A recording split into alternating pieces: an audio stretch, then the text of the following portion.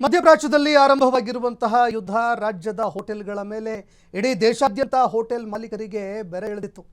ಆದರೆ ಇದರಿಂದ ಬೇಸತ್ತು ಹೋಗಿರುವಂತಹ ರಾಜ್ಯದ ಹೋಟೆಲ್ ಮಾಲೀಕರಿಗೆ ಈಗ ಗುಡ್ ನ್ಯೂಸ್ ಸಿಕ್ಕಿದೆ. ಇಂದಿನಿಂದಲೇ ಹೋಟೆಲ್ಗಳಿಗೆ 10,000 ಸಿಲಿಂಡರ್ಗಳನ್ನು ಪೂರೈಕೆ ಮಾಡೋದಕ್ಕೆ ಮುಂದಾಗ್ತಾ ಇದೆ. ಹೋಟೆಲ್ಗೆ ನೀಡ್ತಾ ಇದ್ದಂತಹ 1,000 ಸಿಲಿಂಡರ್ಗಳು ಸಾಲ್ತಿರಲಿಲ್ಲ. ಹೋಟೆಲ್ಗಳಿಗೆ 20% ನೀಡೋದಕ್ಕೆ ಅವಕಾಶ ಇದೆ.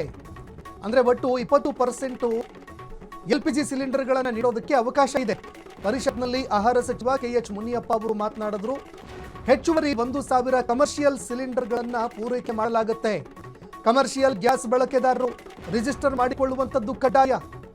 1 ವಾರದ ಒಳಗಾಗಿ ರಿಜಿಸ್ಟರ್ ಮಾಡಿಕೊಳ್ಬೇಕು ಅಂತ ಮುನಿಯಪ್ಪ ಅವರು ಹೇಳಿದ್ದಾರೆ.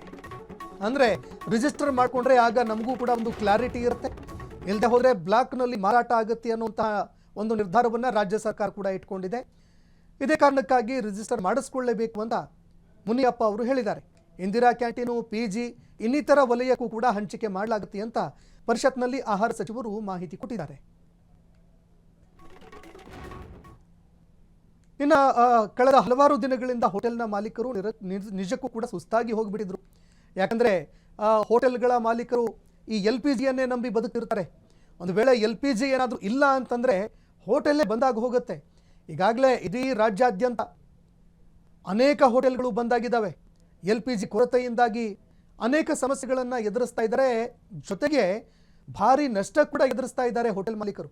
ಯಾಕಂದರೆ ಒಂದೇ ಒಂದು ದಿನ ಹೋಟೆಲ್ ಬಂದಿದ್ರೂ ಕೂಡ ಅವರಿಗೆ ನಷ್ಟದ ಒಂದು ಬರೆ ಎಳೆಯಲಾಗುತ್ತೆ. ಹೀಗಾಗಿ ಈ ಹೊರೆಯನ್ನು ಹೊರೋದಕ್ಕಾಗದೆ ಎಲ್ಲರೂ ಪರಿತಪಿಸುವಂತಹ ಸ್ಥಿತಿಗೆ ತಲುಪಿದ್ರು. ಈ ನಡುವೆ ರಾಜ್ಯ ಸರ್ಕಾರ ಈಗ ಗುಡ್ ನ್ಯೂಸ್ ಕೊಟ್ಟಿದೆ. ಈಗ 1,000ದಷ್ಟು LPGಗಳನ್ನು ನೀಡಲಾಗಿತ್ತು. ಸರಿಸುಮಾರು 10,000 ಸಿಲಿಂಡರ್ಗಳನ್ನು ನೀಡೋದಕ್ಕೆ ಅಂತ ರಾಜ್ಯ ಸರ್ಕಾರ ನಿರ್ಧಾರ ಮಾಡಿದೆ. ಹಾಗಾದರೆ ನಾವು ಕೊಡಬೇಕು ಅಂತಂದರೆ ಬ್ಲಾಗಲ್ಲಿ ಇದನ್ನು ಮಾರಾಟ ಮಾಡುವಂಥದ್ದು ಅಥವಾ ಲೆಕ್ಕಕ್ಕೆ ಸಿಗದ ರೀತಿಯಲ್ಲಿ ಮಾರಾಟ ಆಗುವಂಥದ್ದೇ ಜಾಸ್ತಿ. ಇದನ್ನು ತಡಿಬೇಕು ಅಂತಂದರೆ ಎಲ್ಲರೂ ಕೂಡ ರಿಜಿಸ್ಟ್ರೇಷನ್ ಮಾಡಿಕೊಳ್ಬೇಕು. ಏನು ಹೋಟೆಲ್ಗಳನ್ನು ಇಟ್ಕೊಂಡಿರುವಂತಹ ಮಾಲೀಕರಿದ್ದಾರೆ ಅವರು 1 ವಾರದ ಒಳಗಾಗಿ ರಿಜಿಸ್ಟ್ರೇಷನ್ ಮಾಡಿಕೊಳ್ಬೇಕು. ಆಗ ನಾವು ಕೂಡ ವಿತರಣೆ ಮಾಡೋದಕ್ಕೆ ಸುಲಭವಾಗುತ್ತೆ ಅಂತ ಆಹಾರ ಸಚಿವ KH ಮುನಿಯಪ್ಪ ಅವರು ಹೇಳಿದ್ದಾರೆ. ಹೀಗಾಗಿ ಹೋಟೆಲ್ನ ಮಾಲೀಕರು ಆದಷ್ಟು ಬೇಗ ಪ್ರತಿಯೊಬ್ಬರು ಕೂಡ ಇದನ್ನು ಅರ್ಥ ಮಾಡ್ಕೊಳ್ಬೇಕು. 1 ವಾರದ ಒಳಗಾಗಿ ಎಲ್ಲರೂ ರಿಜಿಸ್ಟ್ರೇಷನ್ ಮಾಡಿಕೊಳ್ಬೇಕು.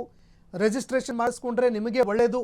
ಇದರಿಂದ ಯಾವುದೇ ಸಮಸ್ಯೆಗಳು ಇರೋದಿಲ್ಲ, ಯಾವುದೇ ಗೊಂದಲಗಳು ಉಂಟಾಗೋದಿಲ್ಲ.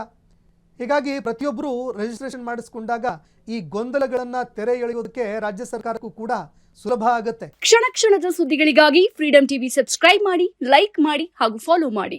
ಹೊಸ ಸುದ್ದಿಗಳ ನೋಟಿಫಿಕೇಶನ್ಗಾಗಿ ಬೆಲ್ ಐಕಾನ್ ಮೇಲೆ ಕ್ಲಿಕ್ ಮಾಡಿ.